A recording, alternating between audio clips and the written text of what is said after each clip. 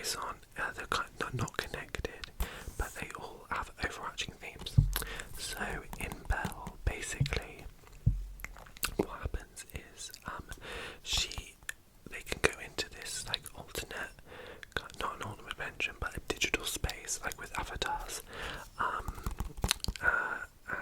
yeah, like do cool stuff. It's like a social network place, but she can basically Suzuna, I think her name is Suzu. She can go into when she goes into that world, she becomes this singer called Belle, and she becomes a star. Anyway, sadly, Suzu, who is Belle, lost her mother, and it's just all about grief and overcoming that and stuff like that. And the person she meets there is the Beast. So Beauty and the Beast is kind of a retelling of Beauty and the Beast, and basically they are actually kids that suffered abuse who is the Beast, and she finds them, and yeah, they just learn how to heal, and it's just really heartwarming. But it is actually a musical as well. I watched this originally in Japanese, and I watched it in English the other night, and I must say the Japanese music is amazing, but so is the English. It's the best dub I've ever seen. Like, it honestly did, I would rather watch things in Japanese, a lot of anime, but I think it's Kylie McNeil, who did the voice for Belle, the singing and the voice acting, and her voice is stunning. If you don't watch the movie, listen to some of the soundtrack, and I just love the art style. Basically, when they're in the digital space, it is 3D, and when they're not, it's like your drawn anime, but so beautifully done, and I love all the characters, and definitely one of my favourites. I've got mixed reactions from this. I think overall people do like it, but some people I think didn't get it. I will say its story is not super strong, but it is strong. It's just a bit like here, there and everywhere, but like the music, the art, the aesthetic is so worth seeing. I'd put it up there with, like, in terms of Akira and Metropolis, like, it's cult classic. So yeah, I would definitely give this a go if you're into your anime, and even if you don't like musicals, you'll like this, honestly, because the music is not done in a way where it's like a musical, even though I love musicals. So, and I think there's just like £10 at HMB, but just a really cute film. There's the disc, in case you want to see it. But yeah, really happy to have that in my collection, and also from the Academy Award nominated director of Summer Wars, Wolf Children Mirai. So if you like those films, I've seen Summer Wars, I haven't seen Wolf Children or Mirai, but if you do like those films, then yeah, he made them basically, and I know he did the first Digimon movie. So onto another weird title. We have the Westworld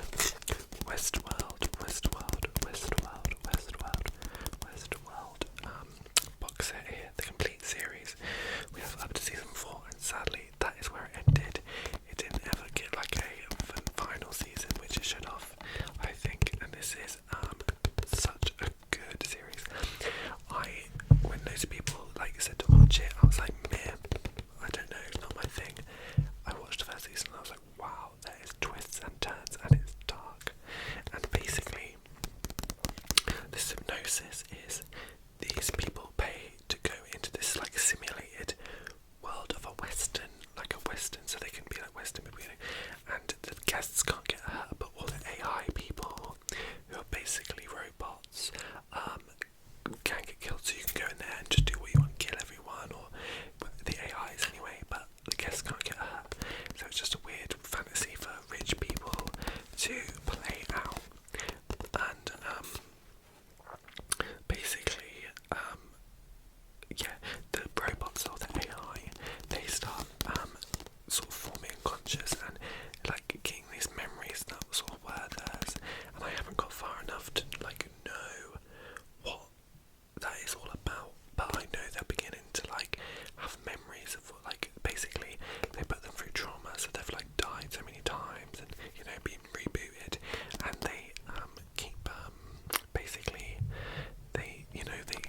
carry those memories on, and I've just got to the bit where one of my favourites, I can't remember what her name is, has got out of the simulation of Westworld.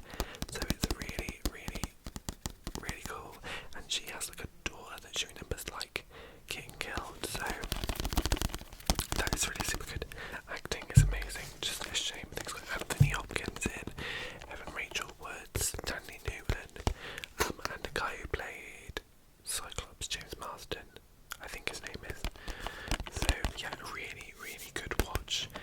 Like I said, I put it off for so much time. I was like, do I, don't I, do you know what I mean? But actually, when it came to it, it was a very, very, very good movie. Yeah, that series, sorry. Also, I can't wait for the second season of not War of the Dragons, Dance of the Dragons, House of the Dragons. That's the one.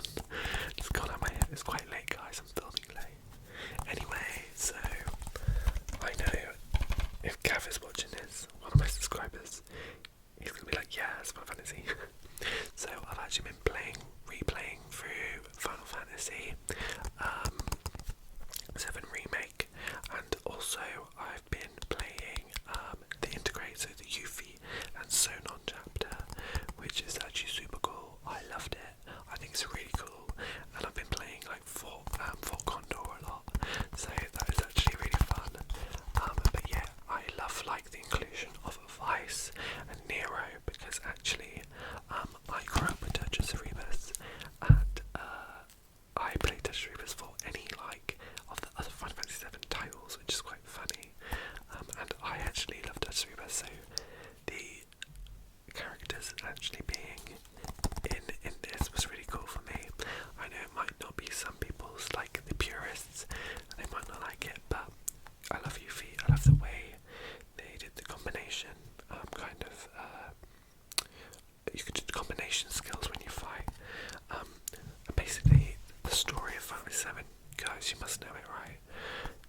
Yeah, I thought so. It's too iconic. But the Yuffie chapter, she's basically kind of wants to steal material off Shinra, and like Yuffie does, because that's what she does. Yuffie's a thief, in the best way possible. But yeah, and Sonan's there to help, and Shinra went to war with Wu Tai, and they never kind of had a good kind of relationship since. So, and Yuffie is from Wu Tai, so, and Sonon, and yeah, so that is a super good game, and it has like an action RPG / turn-based play style. But I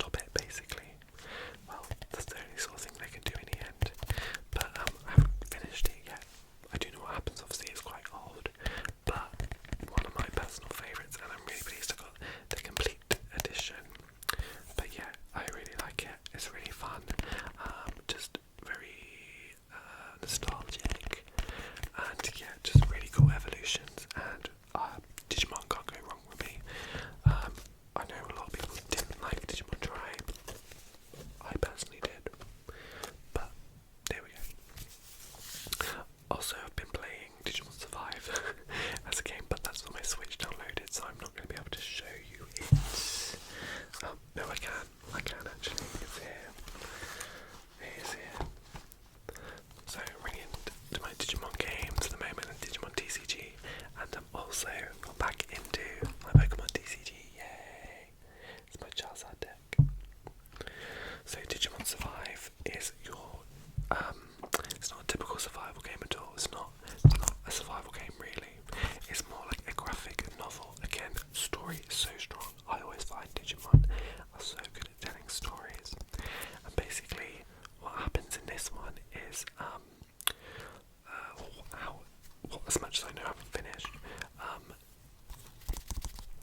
basically you go to these people on summer camp, a good group of kids on a summer camp, teenagers, and they get transported to the digital world, but it's kind of exactly, but not exactly like their own world, and it's really fun, and it's like strategic battle system, so you have all your Digimon, and you can train them up, evolve them, and like, you know, like tactics, turn-based, like strategy turn-based, like Final Fantasy Tactics, Ogre Tactics, you know, you move along a board, and so I actually quite like strategy, would you call it strategy or tactical RPG gameplay.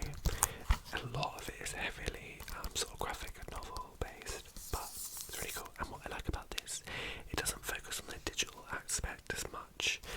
They actually call it Digimon Kino Kami, which are like spirits, because the people don't really know what they are in the game. They're obviously digital still, but super fun. Yeah, so really, really enjoying that game. It's very chill. I'm not actually into like super action games because I use gaming for like relaxing, if you know what I mean. I like to be able to pause, go get a drink or whatever, you know. So I don't like things that's too stimulating, if you know what I mean. So that might kind of be a bias to me, do you know what I mean? Because I do like relaxing games as such. So now we have quite an iconic anime movie. We have X, and I know this is like quite a big manga franchise, but it's super weird and I do not get it, but it's cool. So there's an Earth Dragon, and Moon Dragon, or Earth Dragon, or Sky Heaven, the Dragon of the Heavens and the Dragon of Earth, that's right. And I think the Dragon of the Heavens wants to destroy the Earth, and like these people basically are the dragons, and it's just super weird. Yeah, it's very odd. Amazing art style though. I don't know if Clamp did this, which did Cardcaptor Sakura, which is one of my favourite animes. I can't explain. Yeah, Clamp did do it. X is based on the manga series by Clamp, Magic Knight, Ray Earth, Tokyo Babylon, and features a visual mix of stylish gothic flair with exhilarating supernatural action sequences. Yeah, it's just very odd. I don't know how to explain it. I'm going to read the blurb to you. At the Millennial Age, the concluding battle for humanity's future is staged. Kamui Shiro's destiny has been decided as he returns to Tokyo to face his ultimate challenge, the Dragons of Heaven, defenders of the Earth, and stand ready to protect the world from the Dragons of Earth, the 7 angels of legend who embrace the devastation of the planet to bring about its purification. Now Kami must decide which side to fight for. Realizing that his 2 childhood friends, Fuma and Kotori Manu, are in grievous peril, Kami decides to steep into his fated position into the climactic struggle of the year of Destiny 1999, and it's by Clamp, my favourite sort of manga / anime creators. They're an all-female team actually. I know there's some like super weird X manga and stuff, but yeah, you guys, if you're into manga